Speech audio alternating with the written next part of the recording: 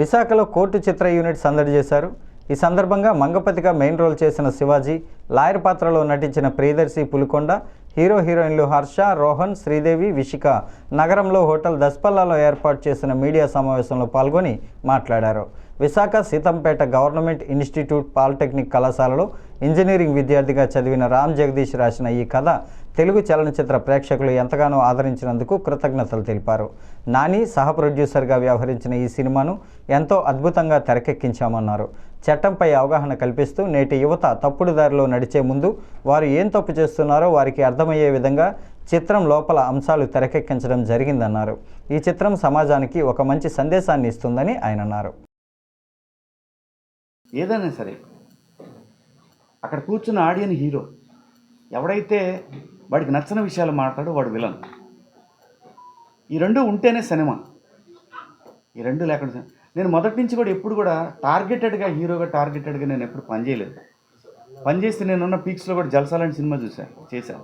చిన్న క్యారెక్టర్ దాసనారాయణ గారు అన్నారు, ఎందుకురా అని. ఏమో సార్ తెలియదు, చేశాను సారీ అని.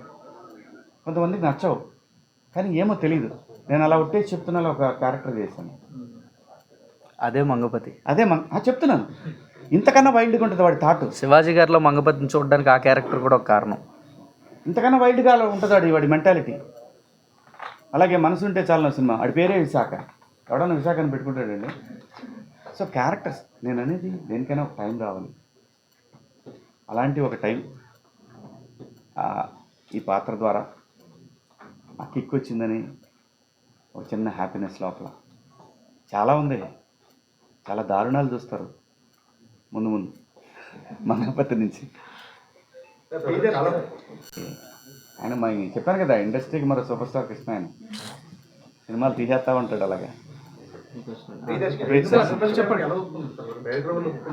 క్యారెక్టర్ మళ్ళీ ఆ క్యారెక్టర్ ఏం పక్క పోద్దని టెన్షన్ పడ్డానేమో, కానీ వాస్తవంగా అయితే క్యారెక్టర్ అనుమానమే లేదు. క్యారెక్టర్ చెప్పినప్పుడే నా మనసాక్షికి తెలుసు, దీనికోసం వెయిట్ చేస్తున్నాను అనేది. నా భవిష్యత్ అంతా ఈ క్యారెక్టర్ మీద ఆధారపడిందనే విషయం నాకు తెలుసండి. అది అనుభవంతో వచ్చింది. అదేదో పెద్ద మనం ప్రిడిక్షన్ చేసాము అలా ఏం కాదు. ఇలాంటి పాత్ర ప్రతి నటుడికి రావాలని కోరుకుంటాడు. రైట్ ఫ్రమ్ ద బిగినింగ్, పాత సినిమాల నుంచి ఇప్పటి వరకు కూడా.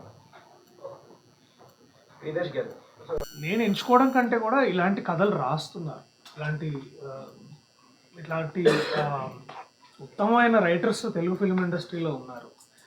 సో వాళ్ళని ముందుకు తీసుకొస్తూ వాళ్ళని నడిపిస్తున్న ప్రొడ్యూసర్లు ఉన్నారు. ఇప్పుడు నాని గారు ఉన్నారు, అలాగే ఇంతకుముందు బలగం తీసిన దిల్ రాజు గారు, తర్వాత మల్లేశం తీసిన రాజు గారు, జాతిరత్నాలు తీసిన వైజయంతి మూవీస్ వాళ్ళు.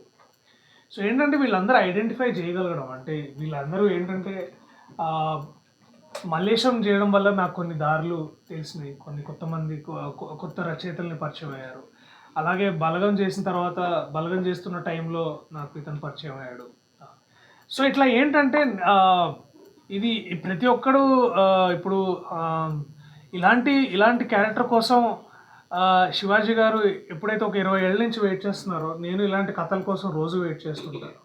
సో అండ్ ఇవన్నీ ఏంటంటే ఒక విధంగా నేను లక్కీగా ఇతని కంట్లో పడ్డాను. సో అలాగా కలిసి వచ్చింది.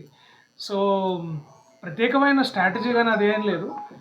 ఇట్లాంటి కథల కోసం ఎప్పుడు వెతుకుతూ ఉంటాను. దొరికినప్పుడు, అన్ని కుదిరినప్పుడు ఇలాంటి సినిమాలు బయటకు వస్తుంటాయి. నెక్స్ట్ ఇంకా ప్రియదర్శన్ వస్తుంది, దాని పూర్తి వివరాలు తొందరగా చెప్తాను.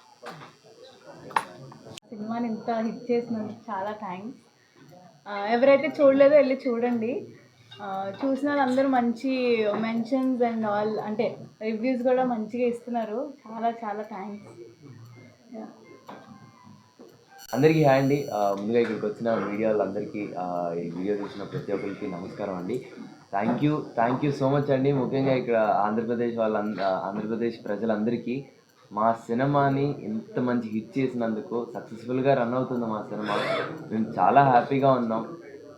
మీరు సినిమా చూసి మీరు రాసే ఆ రివ్యూస్ కానీ, మంగపతి గారి గురించి కానీ, దర్శన గురించి కానీ, మా లవ్ స్టోరీ గురించి కానీ, మీరు రాసే ఆ స్క్రీన్ ప్లే గురించి కానీ, జగదీష్ అన్నయ్య గురించి కానీ, ఇవన్నీ మాకు చాలా ఓవర్వెల్మింగ్గా అనిపిస్తుందండి. చాలా చాలా థ్యాంక్స్. ఇంకా చూడని వాళ్ళు ఎవరైనా ఉంటే ప్లీజ్ దయచేసి వెళ్ళి చూడండి. కోర్ట్ సక్సెస్ఫుల్గా రన్ అవుతుంది థియేటర్స్లో. మీ అందరినీ కలవడం నాకు చాలా హ్యాపీగా ఉంది. అందుకే వచ్చాం వైజాగ్.